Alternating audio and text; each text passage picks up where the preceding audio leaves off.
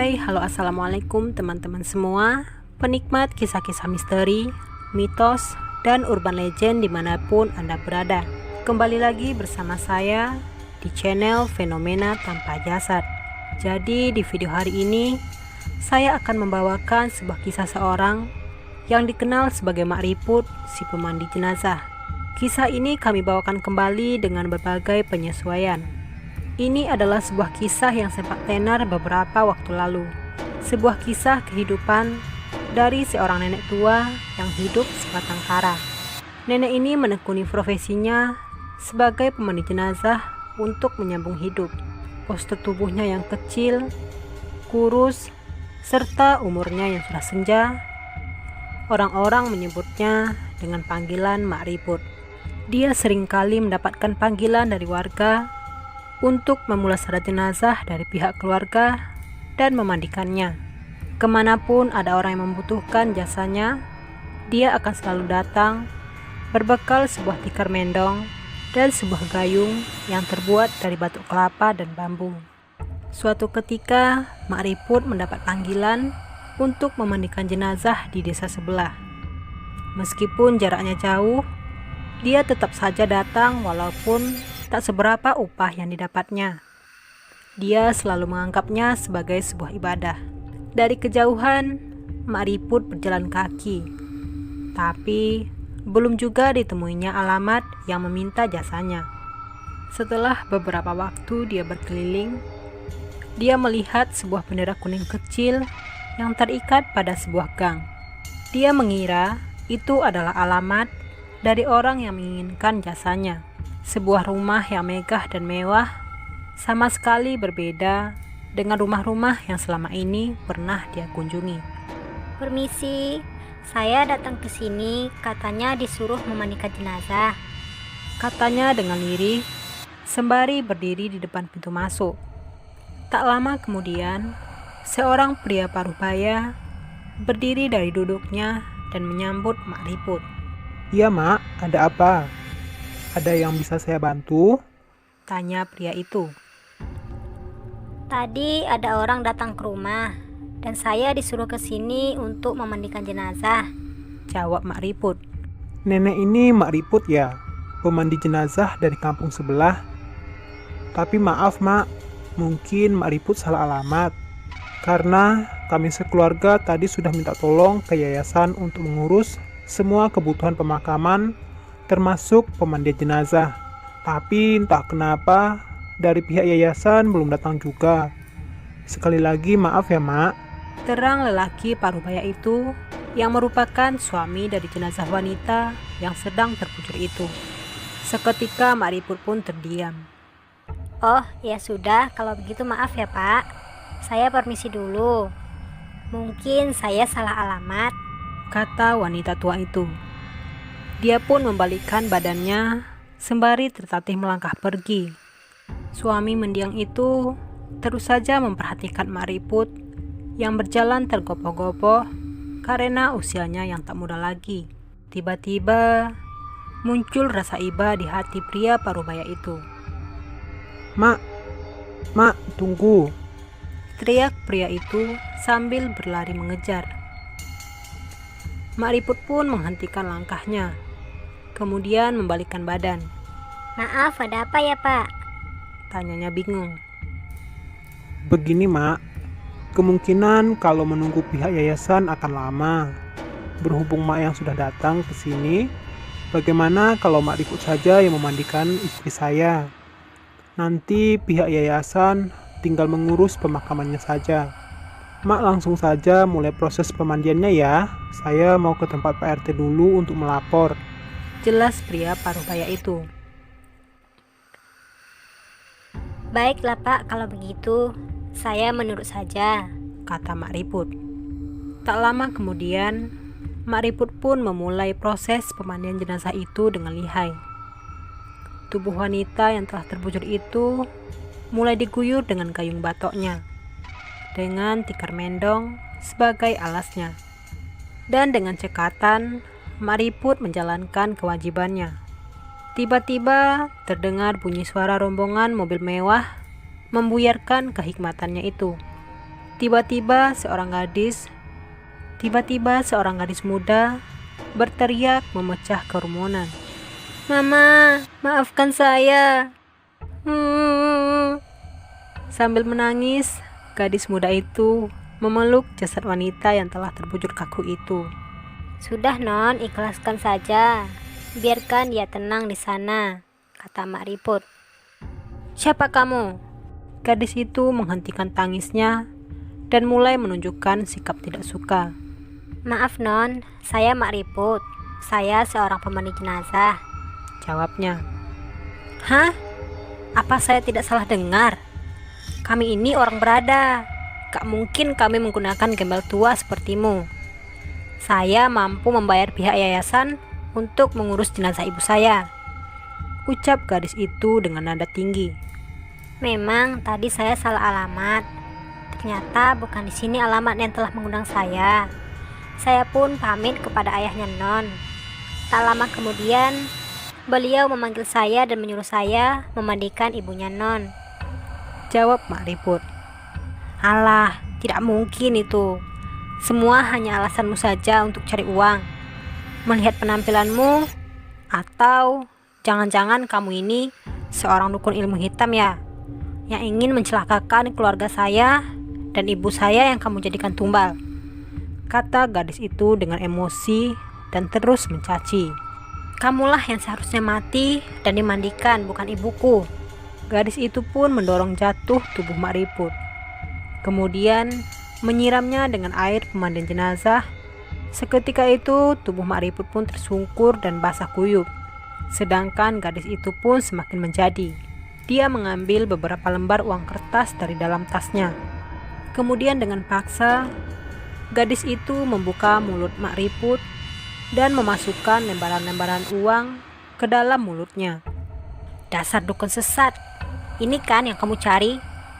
Ambillah, biar kusumpal mulutmu dengan ini," kata wanita itu dengan beringas.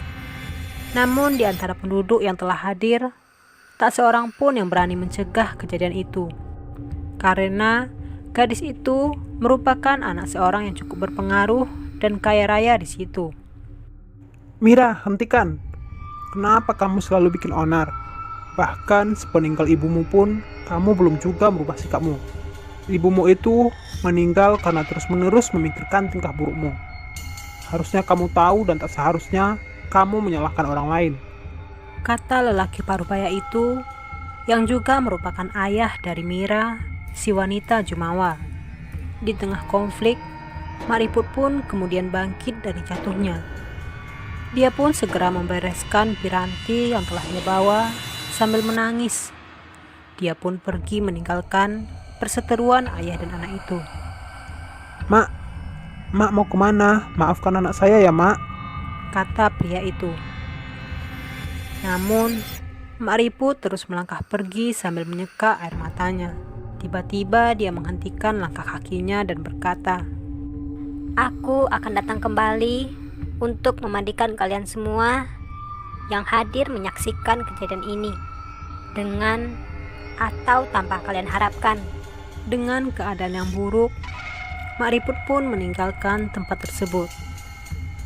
Perjalanan pulang ke rumahnya memanglah lumayan jauh. Mak Riput harus melewati hutan untuk sampai ke kampung sebelah. Sepanjang perjalanan pulang, Mak Riput terus bersedih atas kejadian yang baru saja dia alami, sambil sesekali mengusap air matanya yang terus menetes. Tiba-tiba dadanya mulai terasa sakit. Dia pun terjatuh. Dan lama kemudian, Mak Riput pun meninggal. Mayatnya ditemukan beberapa orang penduduk yang kebetulan sedang melintas. Kondisinya tidak utuh lagi karena sudah dicabik-cabik dan dimakan burung gagak. Sebuah teror dimulai pada malam itu, tepatnya di sebuah sumur salah seorang warga. Terdengar suara timba sumur itu berbunyi seperti ada seseorang yang sedang menimba air. Lalu keluarlah Bu Ambar, si pemilik sumur itu, dan kemudian menyapa. Mak Riput sedang apa kok nimba air malam-malam gini?" Tanyanya. Namun sosok itu tetap diam dan terus menimba air dari dalam sumur itu. Tiba-tiba dia berkata, Ini air untuk memandikan suamimu besok. dia menjawab sambil terus tertawa kecil. Jangan bercanda, Mak. Pemali, dasar orang gila. Sambil terus bergumam, Bu Ambar pun masuk ke dalam rumah. Ada apa, Bu? Kok ngomel-ngomel sendiri? Tanya suaminya dari dapur. Itu, Pak, Mak Riput besok mau mandikan Bapak katanya. Dasar orang sinting, Katanya. Loh, apa Ibu gak tahu ya? Kabar yang lagi santer saat ini. Mak Riput kan sudah meninggal dunia tadi pagi. Mayatnya ditemukan di jalan dekat hutan yang sudah dimakan burung gagak dan binatang buas lain. Kata suami Bu Ambar menjelaskan. Hah? Yang benar, Pak. Jangan menakut-nakutin Ibu dong. Terus yang menimba air tadi itu siapa? Ibu jadi takut. Bu Ambar pun langsung menarik tangan suaminya untuk mengintip dari jendela. Tapi sosok itu telah lenyap tak berbekas. Dan benar saja, siang harinya Bu Ambar mendapat kabar bahwa suaminya yang bekerja sebagai kuli bangunan tewas terjatuh dari lantai 4 ketika sedang bekerja. Lain halnya yang dialami oleh Bu Indah. Sehabis maghrib, saat itu anaknya sedang demam. Sambil menunggu sang suaminya pulang kerja, dia pergi ke dapur untuk membuatkan susu anaknya. Ketika dia kembali ke kamar, dia melihat anaknya berbaring di pangkuan Mak Riput. Nenek mandikan ya, Melihat kejadian itu, Bu Indah pun berteriak sekencang-kencangnya. Seketika warga datang untuk melihat, tapi sosok itu telah lenyap. Dan begitu pagi tiba, anak Bu Indah pun telah meninggal kaku. Kejadian ini terus berlanjut. Setiap rumah yang didatangi oleh Mak Riput akan ditimpa kesialan, bahkan kematian. Menurut pengakuan salah seorang warga yang selamat dari kejadian tersebut, dia menceritakan bahwa suatu malam pintunya beberapa kali diketuk oleh Mak Riput.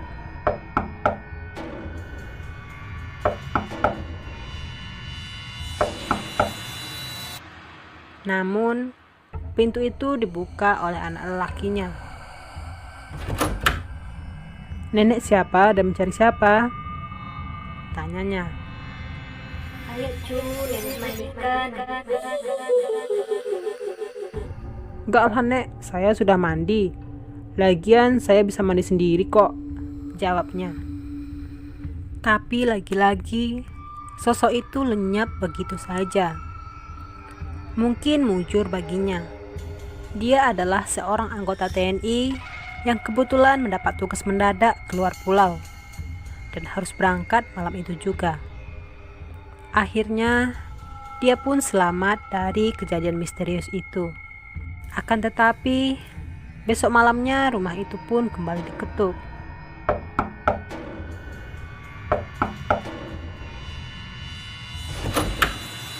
Tampak di sana telah berdiri seorang nenek yang sedang menjinjing tikar mendong dan gayung batok kelapa. Lalu ibu itu pun bertanya. Cari siapa, Nek? Tanya ibu itu. Aku akan memandikan anak-anak. Semoga kita semua dapat memetik nilai positif dari kisah tersebut. Sekian dulu kisah misteri kali ini dari Fenomena Tanpa Jasad. Untuk kisah-kisah misteri lainnya, pantengin terus channel ini ya.